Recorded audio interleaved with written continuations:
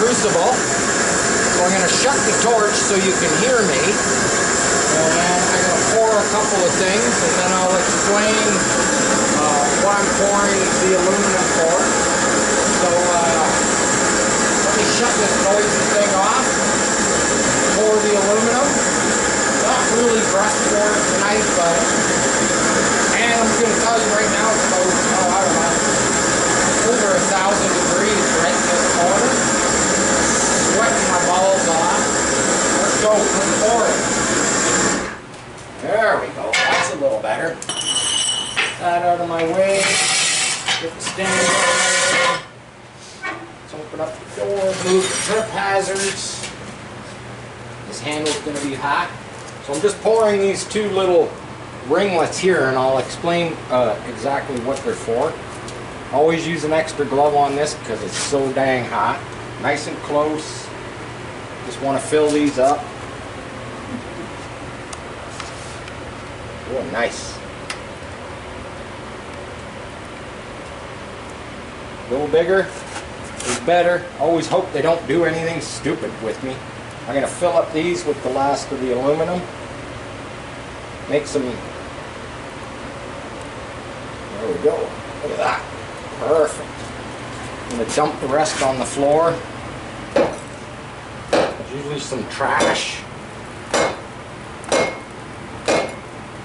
Usually what's left in the bottom I don't use because it's, you never know what's in there. I'm just going to set this on the wood stove to cool. Look at how red that is. Here, let me show you this. Look at the inside. Oh yeah. She's dissipating. Alright, I got two nice, those are red. Those were stainless steel, little ringlets. Made them a little bigger than what I need. They mushroomed a bit, but the dropout, you can see the centers. I'm not going to get too close. The centers always tend to, as it starts to cool, the centers, look, if you get in close, you can see it doing some funky stuff. I'll always do most of my pours on the wood stove so that everything is already warm. Seems to help. These ones still look very fresh. They still look very wet. That's cool. I love pouring aluminum. Alright. Alrighty. So, basically what I'm making those pieces for, I'm going to shut the fan. I'm going to shut the fan so you viewers can hear me. Thank you, by the way, to all our new subscribers. And thank you to all our subscribers for watching the content, commenting. I love your comments. Roughly have 400 of you. I know it's not a lot. You need to comment more. Don't care what it is. I answer every single comment. You know, every few days I go in. I'm on that thing every day. You know, I'm not you know, I'm not possessed by it. I'm not obsessed with it, but it is my channel, so I check it daily. So basically, on the Modified 2, we have these hubs.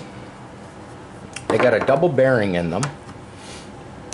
Now, if you look over here at the Jackrabbit, basically it comes with a little skinny wheel, and the bearing is actually encapsulated, pinched between the two.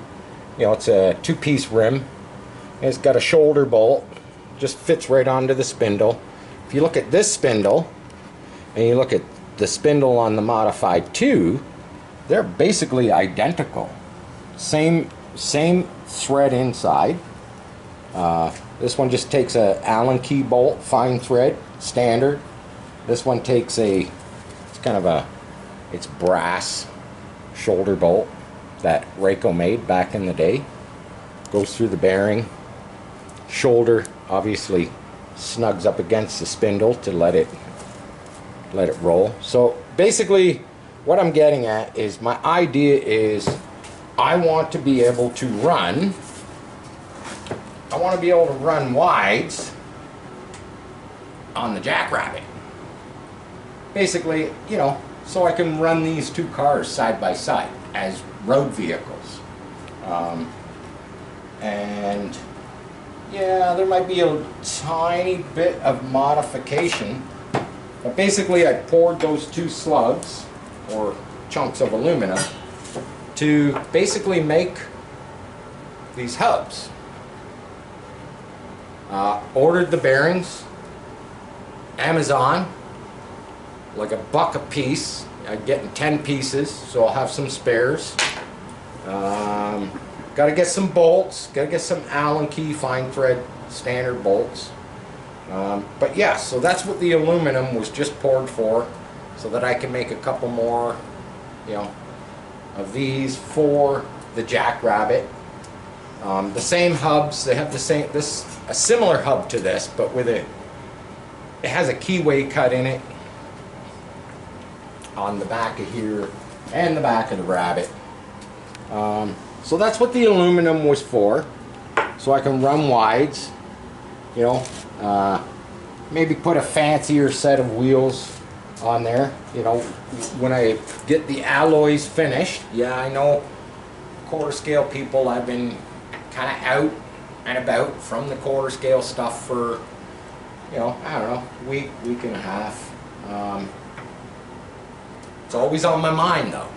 I'll just let you know that. It's always on my mind. I'm always thinking about it. I'm always thinking of the next thing. Oh, you see this stupid thing back here? I don't know if you get the kind of the shape of that. Yeah, this was just it's just a thin piece of aluminum, but you might get the idea. Maybe not. I'm not even going to talk about it, because that's upcoming videos that you're going to have to watch to see what body I'm creating for the Modified 2. So, we didn't want to do a very long video tonight. We were going to do one last night. We didn't make it. So yeah, that's tonight's story. We poured some aluminum. I know everybody loves watching me, you know, danger, Will Robertson, danger, you know. That stuff is so dangerous doing that, you know.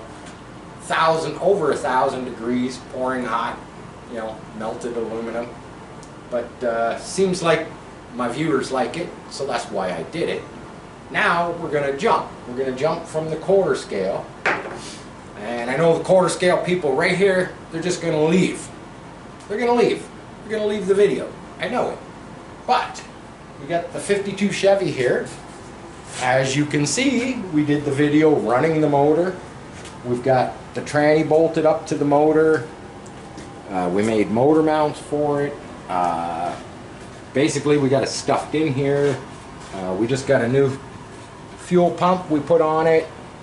This stuff up front, we'll probably take it off, sandblast it, paint it, you know, we'll make it clean.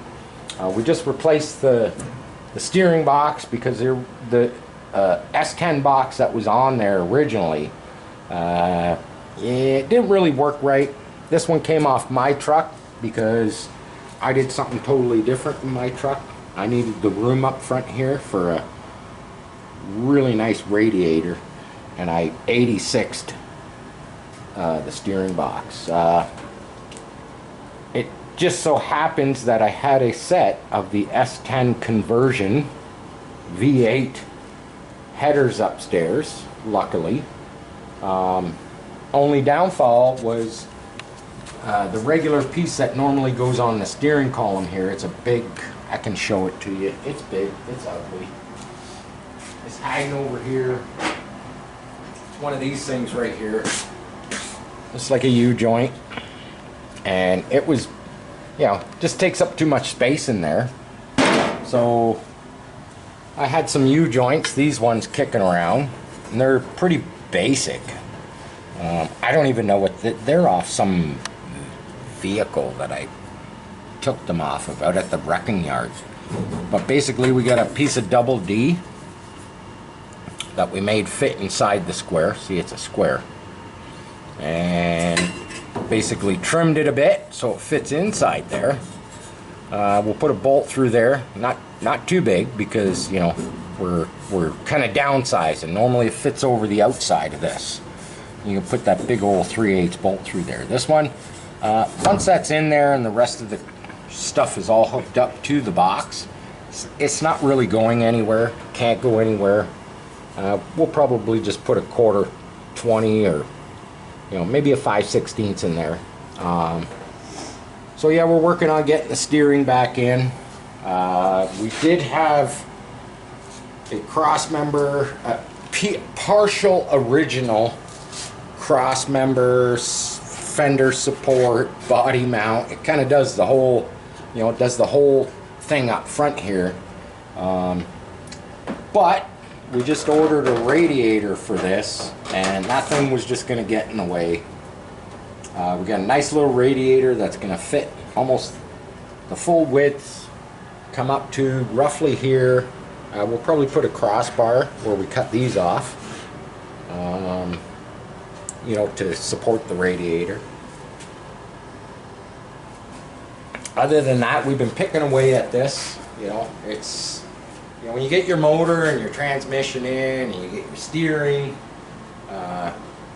probably after the steering we'll attack the brakes, master cylinder, booster, get that mounted on the firewall. We'll get a pedal assembly, probably going to fabricate it all from scratch, because that's what we do here at Sharp Customs. That's a cheap way to do it.